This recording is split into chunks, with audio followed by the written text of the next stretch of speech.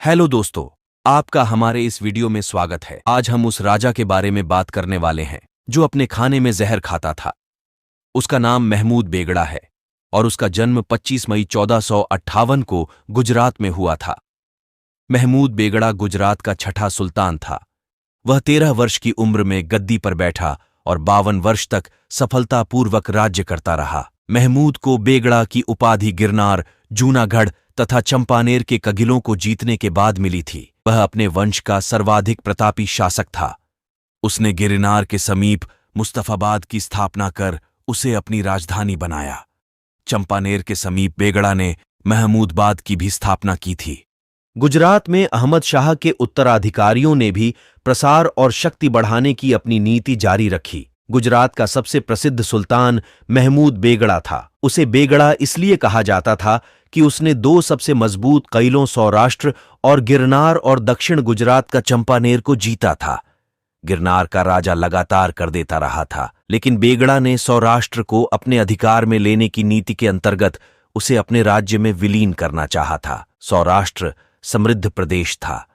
उसकी भूमि की कई पट्टियां उपजाऊ थीं और उसके उन्नत बंदरगाह थे, किंतु दुर्भाग्य से सौराष्ट्र प्रदेश में लुटेरे और समुद्री डाकू भी बहुत थे जो व्यापारियों और जहाजों पर घात लगाए रहते थे।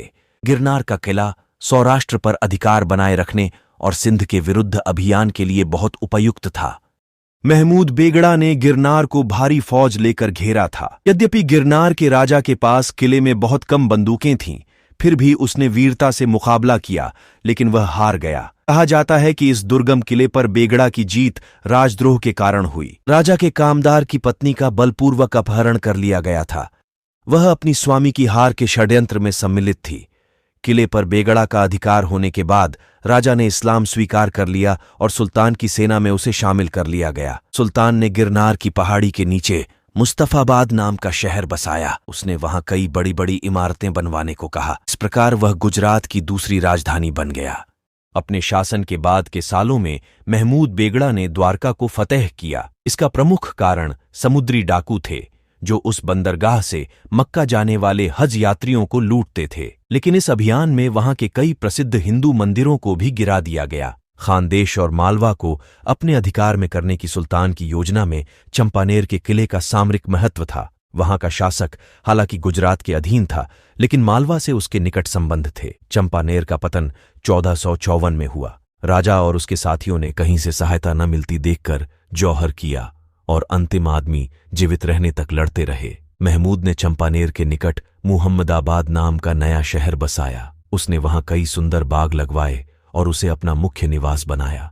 महमूद बेगड़ा को पुर्तगालियों से भी संघर्ष करना पड़ा। वे पश्चिम एशिया के देशों के साथ गुजरात के व्यापार में हस्तक्षेप कर रहे थे। पुर्तगालियों की नौसेना शक्ति को कम करने के लिए उसने मिस्र के सुल्तान का साथ दिया, लेकिन उसमें उसे कोई सफलता नहीं मिली। महमूद बेगड़ा के लंबे और शांतिपूर्ण काल में व्यापार में उन्नति हुई। उसने यात्रियों की सुविधा के लिए अनेक कारवां सरायों और यात्री सरायों का निर्माण करवाया। उसके राज्य में व्यापारी संतुष्ट थे क्योंकि सड़कें यातायात के लिए सुरक्षित थीं। महमूद बेगड़ा को औपचारिक शिक्षा नहीं मिली थी, लेकिन विद्वानों की संगति में उसने बहुत ज्ञान प्राप्त कर लिया था। उसके शासनकाल में अनेक अरबी ग्रंथों का फारसी में अनुवाद किया गया। उसका दरबारी कवि उदयराज था जो संस्कृत का कवि था।